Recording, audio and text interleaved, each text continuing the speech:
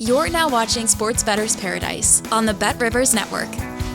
All right, Jimmy Ott and Paul Stone. It's Thursday for championship week, and this is your three-star prospect that turns into a Hall of Famer. It's a good day. Most people have recognized it's a good day. This is a great day, okay? Why? It's because, some of the weaker leagues, some of the weaker teams are out of the way, and what you have is you got more games. So the first day of March Madness, 16 games. It's a great day, a glorious day.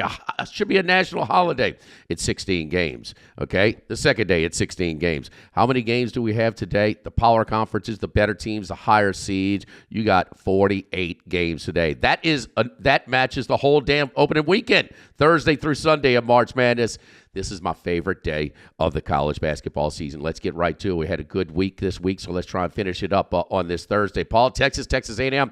Boy, the SEC. One thing about the SEC, it's historic. This historic season, conference RPI. I mean, that gives us a historical metric to kind of go by. The highest conference RPI in the history of the sport. And listen, also, one, it's a product of how good the league is, but two, it's also this is almost mathematically impossible to get for everything to fall right for these teams to get these many teams in. There were 10 in with 4 in a bubble going into the final week of the regular season, and they went 7-1. Only Oklahoma and Texas beat each other. And this week, Arkansas wins. Texas wins. I mean, it's set up. It looks like it's going to be 14 out of 16. But the last one probably waiting to get in is Paul Stone's alma mater. That's right. The odds of Texas are upon us. A burnt orange. They look great yesterday. I had them against Vanderbilt. I know you're hesitant to pull the trigger on your alma mater. But anyway, Rodney Terry coaching for a job. Rematch of this rivalry. A&M is 6.5. Both of us has caught our attention. The great score. He wasn't going to go 0 for 14 again against as he did against Oklahoma. He was good yesterday. Texas catching 6.5 against the Aggies here, Paul. Yeah, I think for all practical purposes, this is a play-in game for the Texas Longhorns. Win, and they're in really good position to get an at-large bid in the NCAA tournament, and lose, and they're likely on the outside looking in. Entering today, ESPN's chief bracketologist, Joe Lunardi, he lists the Longhorns as the first team out in the NCAA tournament. He lists North Carolina as the last team in.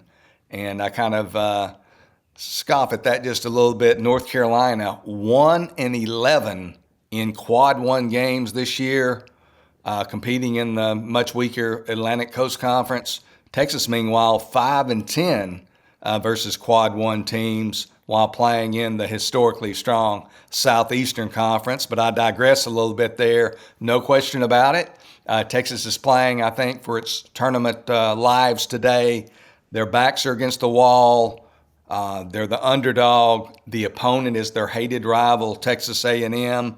The Longhorns, as you kind of mentioned, I think they're off one of their better efforts of the season against Vanderbilt. They beat Vanderbilt yesterday in Nashville 79-72, pretty much in control the whole way.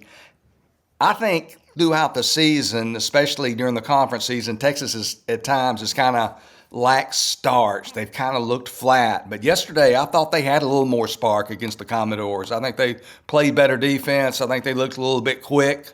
And you look at this Texas A&M team, they've kind of sputtered somewhat down the stretch, outside of course, that 83-72 home victory over number one Auburn last week. But in that game, I think, Auburn had already clinched the SEC title. I think they were maybe exhaling a little bit. So certainly not taking anything away from the Aggies. Beating Auburn in any scenario is a great feat. But I think A&M maybe just a little bit, maybe not playing their very best basketball at the present. I'm going to take the more desperate team that has defeated in the past week, in their last two games, rather, away from their home floor. Texas has defeated both Mississippi State and Vanderbilt. Mississippi State in Starkville, Vanderbilt in Nashville, where Vanderbilt's located, but not on their home floor. But still, 2 victories away from home for the Longhorns. Trey Johnson yesterday was better, but he still was just 6 of 19 from the field. So he's 6 of 33 in his last 2 games, 3 of 14 from three. I think, returning to the mean, regressing to the mean or whatever, I think Johnson might be due for a better shooting game. I like the Longhorns, the desperate Longhorns, plus 6.5 over the Aggies today. Yeah, sometimes we fade the desperate teams because you get maybe a point or so. And also, they don't handle it as well, as far as, you got to win type of situation. And one of the things about the shooting yesterday, they had a big lead. They were running clock. And Johnson, they're going to give it to him and let him go one-on-one, go ISO with, as the clock is running down. I just want to say that, like the last 8 minutes or so, he had some more difficult field goal, opportunities than maybe most. But yes, he is certainly good. But he was sharper, though. Well, you can't be any worse than 0 for 14. But yes, the quad one. And this is why the selection committee created not the NAT. They revised the RPI to NAT. They've talked to selection committee members. They love those metrics. Used to be RPI, NAT. They lean on them a lot. The Texas low 40s. That's good right now for them. But the other thing, the quad one. 33% or 9%, Texas to North Carolina.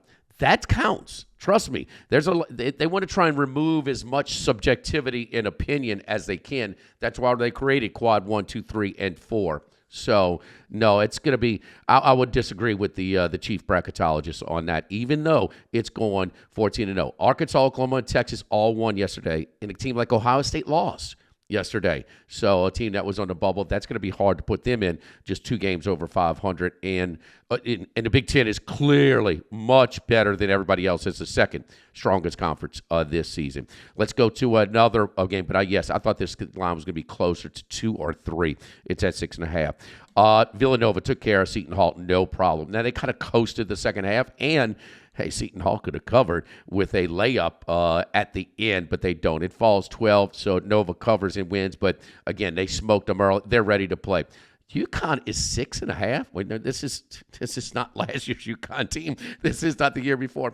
And one of the things, odds makers and college basketball bettors both lean on Ken Pom heavily.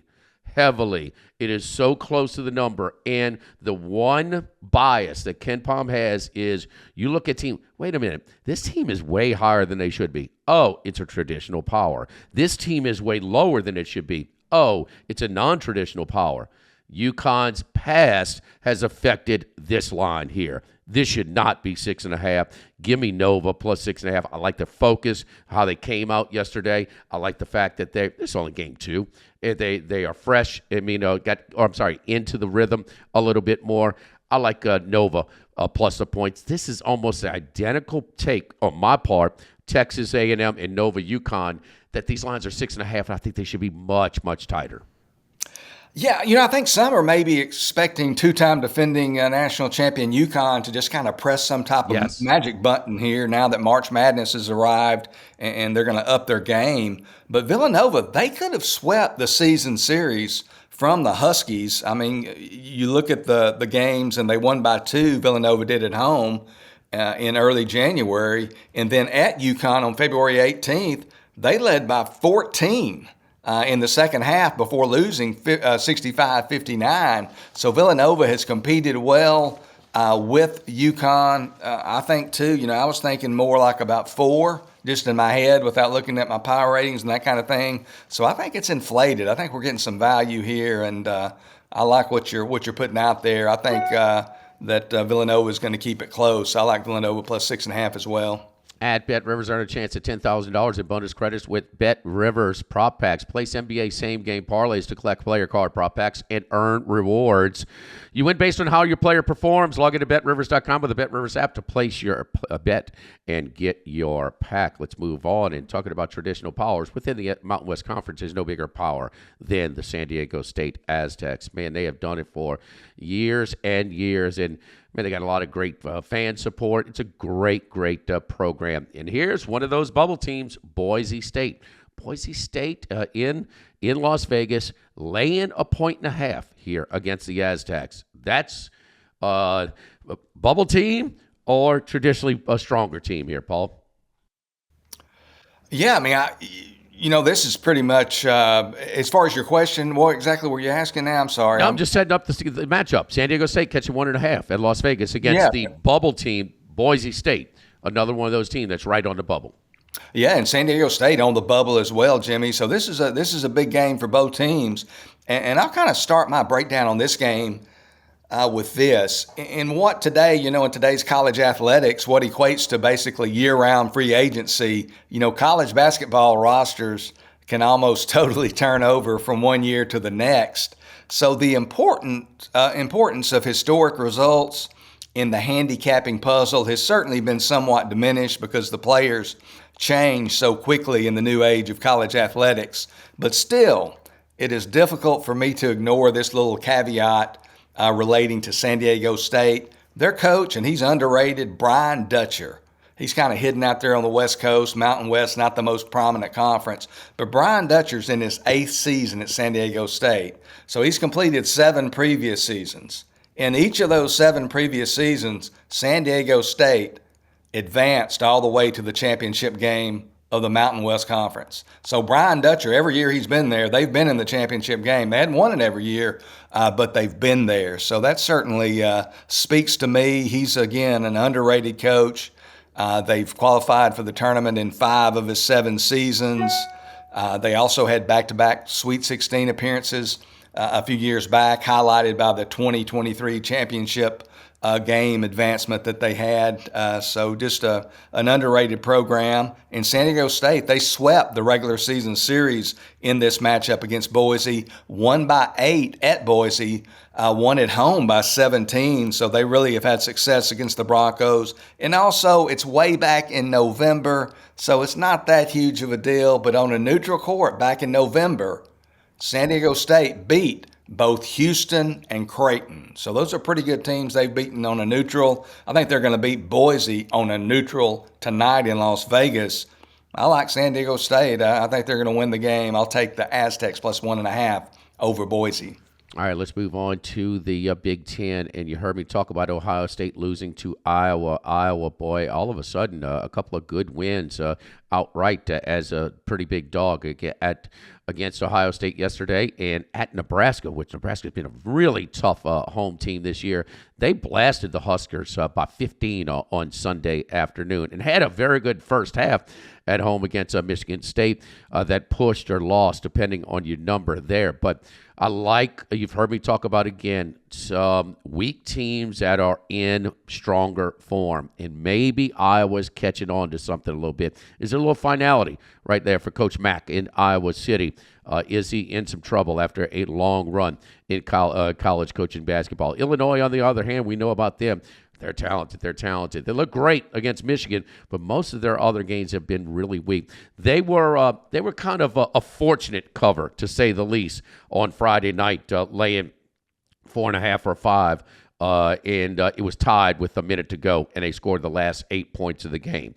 But this line is way too big, and where's the motivation for the Fighting Illini here? So against the Hawkeyes, it's one of those teams that are playing harder right now. You're catching 10.5 in this one. Yeah, if this was a regular season game, but not so much here. Way more motivation on Iowa's side right now, playing for their, it's it. It's a win in advance or go home. Illinois, they're going to the tournament, win, lose, or draw. I'm taking this big number at 10.5 available right now at Bet Rivers. Yeah, I like your primary perspective there. I mean, you're talking about, again, an Illinois team favored by double digits that is only playing for seeding in the Big Ten tournament. So I certainly like that perspective. And also, Illinois, about a month ago, I was kind of on that bandwagon of people who looked at that team and said, man, they could win the national championship. They're really good. But then they kind of, they have been wildly inconsistent. And to be fair to the Fighting Illini, they have had some injury issues, hadn't had their complete lineup on the floor game in and game out. But like you, 10.5 is just too juicy. I think that's a good play there on Iowa because the Illinois doesn't have all that much to play for again except seeding. And Iowa, if they're going to get in the tournament, they got to beat Illinois tonight. All right, Paul, you're going into one of the smaller conferences tonight. A lot of them are are gone and have their seeds set, but we do have a few left remaining. And Abilene Christian against Seattle here. Interesting here in the head-to-head because Abilene Christian won handily, winning by 20 most of the game and went by double digits at home. And then you go to the game at Seattle where they had a double-digit lead before Seattle made a comeback. And here's Seattle, the team, the higher seed in this matchup, laying 5.5 to Abilene. Yeah, oftentimes I talk, Jimmy, about betting against one team more than I'm betting on the other, and that's certainly the case in tonight's Western Athletic Conference quarterfinal matchup featuring the Seattle Redhawks and the Abilene Christian Wildcats there at Orleans Arena in Las Vegas. And, I think it's important, and I certainly do it oftentimes, to take a look at these so-called smaller conferences, mid-majors, whatever we want to call them. The money's just as green at the betting window in this conference as it is in the SEC and the Big Ten. So, again, since I'm taking Abilene Christian, this recommendation, largely a bet against Seattle. And the reason is simply this. Seattle has that home-road dichotomy. They are not the same team away from their home floor. In fact, far from it. I looked at games with a single-digit point spread, whether they were the favorite or the underdog. So games with a single-digit point spread played at a neutral site or on the opponent's home floor. Seattle only 2-9-1 against the spread this season. As you mentioned, they split a pair of regular season meetings. Abilene Christian wins handily at home, 75-59 in control throughout. And then in the team's first meeting there in Seattle, Abilene Christian led by double digits in the second half. Seattle rallied, won that game 66-64. Also in that game, the 2-point victory in Seattle, Seattle shot 29 free throws. Abilene Christian only shot 7 in a tightly contested game, so that's a little bit odd there for whatever it's worth. So I'm going to take Abilene Christian plus 5.5. I think the Wildcats very well might win this game. I like ACU plus the points. All right, our final pick for this Thursday, and let's go to the SEC. And Georgia, who had lost 4 in a row, probably on the wrong side of the bubble. And then it was that Wednesday night game against the Florida Gators, and they opened up a 23-point lead. I love this stat. 5 minutes into the second half, they were shooting 67% from the floor.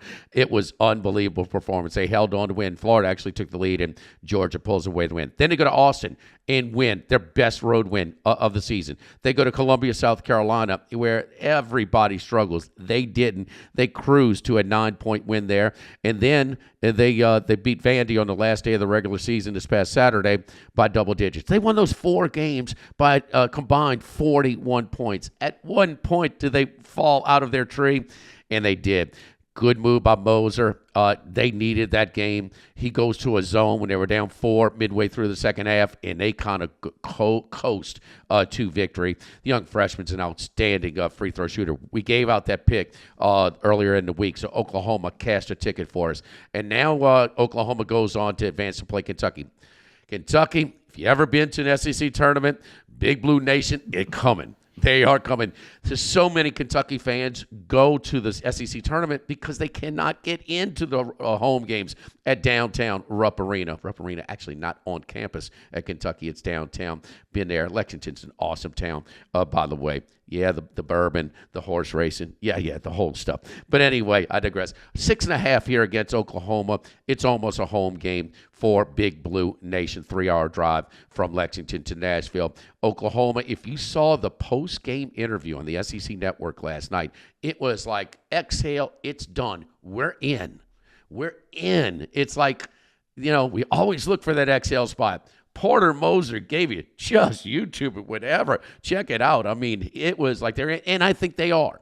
And I think they deserve to be in. They got over the hump, and don't forget those neutral site wins against Arizona, against Michigan, against Louisville. All teams that are comfortably in, pretty good seeds going to the tournament. So when you look at that 6-12 record, say that finish, it's a run. So they've done what they've supposed to do the last 3 games, winning them all in quad 1 situations. Big Blue minus 6.5 for me, all on it. They won't let their team go through the motions here. And keep in mind too, single-digit spreads, at BetRivers. It's one of the few mobile sites that allows you to buy it from the half to the whole. The reason we do it from the half to the whole instead of the whole to the half is because it stretches out that extra juice, trying to get you as much mileage out of that juice. So I would do it. You're gonna have to lay probably $1.20 to lay 6 instead of 6.5. Same thing with Nova, +7 instead of 6.5, -120. I'm all over Big Blue Nation here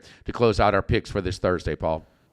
Yeah, I may or may not be involved in this game, Jimmy, but I definitely concur with your thoughts. I mean, Oklahoma, with that victory last night over Georgia as a 3.5 point underdog, I think they're firmly in the tournament. And you mentioned the post-game celebration and so forth by the Sooners. They have closed strong, and I think they're in the field. And as you also mentioned, I think they can exhale now. And they're playing a Kentucky team that, like a lot of teams, has not had its full complement of players on the floor down the stretch. Lamont Butler, though, their point guard, who to me is kind of the glue of that team, is back and playing. Yeah. That makes a huge difference on this Kentucky team. They were clearly not the same squad without him on the floor. So I think Kentucky, I think they're going to have a little more juice in the tank. So, yeah, I kind of lean with your thoughts as well. I think Kentucky's in a better position here to beat an Oklahoma team that seems to be in the tournament. Oh, there is no doubt that first-year coach Mark Pope is just going to we're good. We're on the way to the tournament. I mean, they're looking to improve their seeding. They're looking to win.